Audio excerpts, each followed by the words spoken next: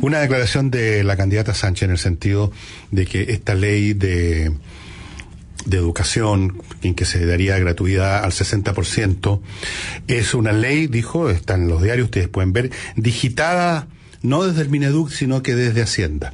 Cuando dicen digitada, otra vez hay que fijarse en el uso de las palabras, se ya está incorporando ahí la idea de que es una acción maligna, digitada, o sea, alguien ahí intrigó para perjudicar un proyecto glorioso que era darle gratuidad al 100% de los estudiantes, sean tontos o inteligentes, sean personas que demostraron que quieren estudiar o sean unos vagonetas, sean ricos o sean pobres, todos por igual, 100%. Es una visión absolutamente ideológica, no cabe ninguna duda. Entonces, que alguien en el Ministerio de Hacienda haya dicho por ahí, bueno, el ministro Valdés creo que lo ha dicho, porque realmente tiene sus momentos en que se acuerda que es economista, que no hay plata para eso, que esto requiere desde luego plazos, que hay que ver las capacidades reales y materiales de llevar a cabo ese proyecto. El que se haga eso, el que se mire los números, el que se mire la realidad, es algo intolerable para quien sostiene principios absolutos. No significa nada. No significa nada la realidad. Porque además, y aquí viene otra vez un montón de palabrería, no solo de la señora Sánchez, sino que de los Jackson, de los Boris, que esta es una iniciativa emblemática. ¿Y qué es una iniciativa emblemática? Sí, porque una iniciativa, yo le pongo el calificativo emblemática, ya está financiada automáticamente, viene financiada desde el cielo, cae maná ahí donde está la iniciativa emblemática. Otros dicen, nos debemos al movimiento social. ¿Qué es el movimiento social?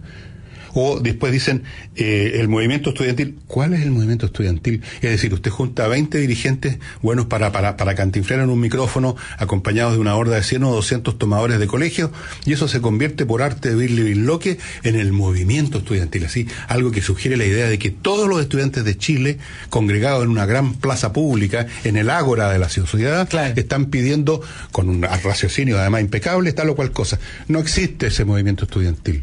Existen grupos con determinadas posturas, gatillados o digitados, como diría la señora Sánchez, por los partidos políticos, especialmente por el Partido Comunista u otras organizaciones aún más extremas, que tienen ciertas posturas y que son muy visibles, se toman los colegios, tienen fuerza, sacan empujones a los disidentes y van ocupando el espacio mediático donde tienen el grato y amable y obsecuente servicio de muchos medios de comunicación, de muchos periodistas, y de pronto con esa mezcla espuria, se convierte en el movimiento estudiantil. Pero eso es número... Déjame terminar. Y con esas palabrerías vacuas, vagas, que no significan nada, se supone que las cosas se financian, que las cosas se pueden materializar. Entonces, el pensar, el ver los números, decir, fíjate que no alcanza la plata, o para que alcance vamos a tener que dejar de sostener hospitales y otras cosas importantes, eso es digitar.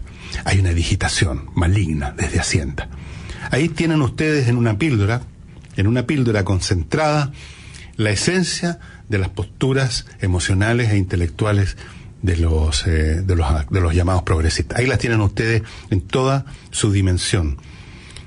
Punto. Eso, si lo traspasamos a número, cuando dicen que se deben al movimiento estudiantil, la gente lo que le saca el paralelo es cuánto votación obtuvieron en el Frente Amplio, que es primera vez que se medían, y en las primarias, y tuvieron alrededor de 327.000, algo así, que no daba ni siquiera con el segundo puesto que obtuvo Manuel José Osandón. En el Frente Amplio no creen que todos los jóvenes, en primer lugar, son de ellos, que todos los estudiantes son de ellos, no saben la cantidad de jóvenes y estudiantes inteligentes, que lo único que quieren es que termine este festival, porque fíjate que quieren estudiar, fíjate tú, mira tú qué raro, ¿eh? Quieren estudiar y hacer sus carreras y salir y ser personas de provecho, como se decía antiguamente, y les importa un cohete toda esta teoría del movimiento estudiantil. Pero es interesante dejar plantear algunas preguntas que están dentro de este debate y que se siguen dando.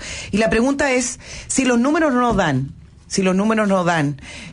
¿por qué siguen empujándolo? Por la explicación que tú das, seguramente es una línea, pero ¿por qué majaderamente mucha gente, incluso dentro de la nueva mayoría que no son del Frente Amplio, siguen diciendo que aspiran a aquello? ¿Qué es lo que representa la gratuidad? Porque podrían no importar los números en otras en otras áreas de la sociedad, en otros tipos de reformas.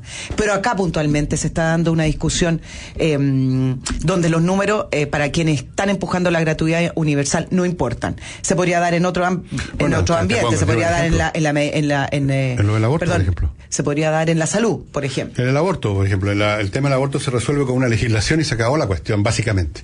No hay que operacionalizar demasiado eso en términos presupuestarios, por ejemplo. Simplemente los médicos supuestamente van a tener que atender a las personas en estos casos y se acabó. Pero ellos confunden aquellas cosas que se pueden resolver vía ley con aquellas cosas que requieren un montaje logístico, un aparato administrativo, requieren plata, requieren presupuesto, requieren personal, requieren eficiencia. Y cuando tú les tocas esos temas, como les tocaron en Hacienda en algún momento, cuando se acordó Valdés que era economista, eso significa que están digitando.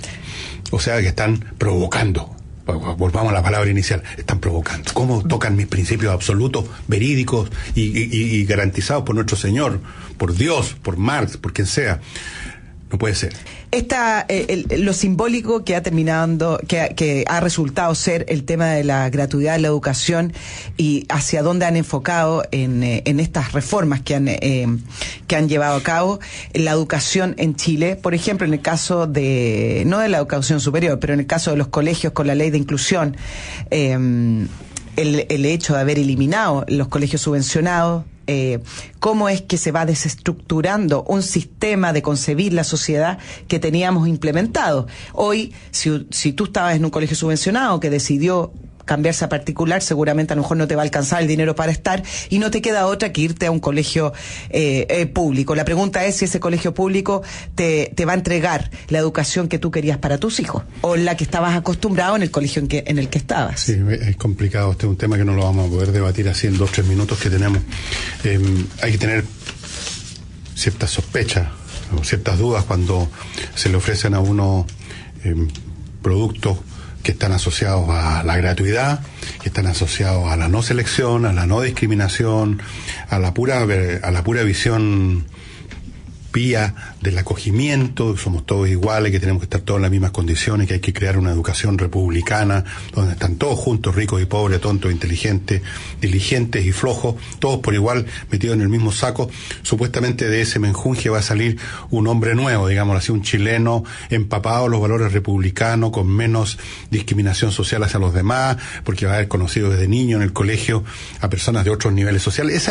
Esa es la visión que justifica ideológicamente este proyecto, esta concepción de la universidad y del colegio y de todo gratis, en la medida de lo posible. Pero eso es muy discutible. Yo no, aquí no hay cosas absolutas, pero hay que entrar a examinar, hay que entrar a picar. No es cuestión de llegar y comprarse esas visiones piadosas y que suenan bien. Las cosas que suenan bien ya hay que también entrar a sospechar y dudar. En general, la discriminación, la selección, el esfuerzo, el que le cuesten a uno las cosas, ofrece un montón de garantías que no ofrece la gratuidad. Fíjense ustedes lo que sucede en el caso extremo en que tenemos una educación pagada. Desde el colegio excelente, que es carísimo, después uno que no es tan excelente, pero es muy bueno, un poco más barato, después uno que no es muy bueno, sino que es bueno nomás, más barato, después uno que no es bueno, sino que es regular, pero aceptable, y así sucesivamente hasta que llegamos a lo que no cuesta nada, pero que es pésimo. ¿Qué significa cuando uno tiene ese abanico? Que si uno tiene interés en que sus hijos se eduquen mejor, primero va a hacer uno el máximo esfuerzo para mejorar su propia situación económica, incentivo número 1, para obtener posibilidades de poner al hijo en el mejor de todo este abanico de posibilidades. Después, cuando ponemos al cabro, pongamos que lo ponemos en un colegio del medio, que no es muy caro, que no es tan excelente, pero está bastante bien, entonces tenemos un incentivo para trincar al cabro que estudie porque estamos gastando plata. El cabro tiene un incentivo, supuestamente un cabro normal por lo menos, para estudiar un poco más siquiera porque el papá sabe que está pagándole el colegio. El papá se está sacando la mugre por ponerlo en chileno. A su vez el colegio tiene un incentivo para buscar los mejores profesores que pueda pagar para que pueda llegar este señor el próximo año también con su hijo a seguir matriculándolo ahí. Se generan incentivos por todos lados que ustedes llamarían discriminatorios, que producen de que la gente se coloca en el nicho mejor posible. ¿Qué pasa ahora? Pongamos el caso extremo, en que hay solamente 2 extremos, como ocurre en Italia, me contaba Nicole, que le contó allá a un italiano. Bueno, claro. En Italia hay 2 posibilidades. O usted está en un colegio privado de excelencia, pero que cuesta tan caro que solamente puede ahí entrar, digamos, el dueño de la Fiat. Y no hay más alternativas salvo la pública, que es pésima. La educación es pésima. Entonces, ¿qué hacen estos italianos que habrían podido elegir algo en este abanico si hubiera existido? Bueno, y no son dueños de la Fiat. Tienen que tirar a su hijo a esta especie de olla o fosa común, que es la educación pública, y se acaban todos los sentidos. La educación es mala, el cabro no tiene incentivos para estudiar mucho o hacer cualquier cosa, porque total es gratis, lo gratis uno no lo valora. El padre tampoco tiene mayores incentivos para mejorar su propia situación, porque igual está recibiendo gratis su hijo la educación, no tiene que gastar ahí. Entonces se genera una situación como la que se vive en Italia.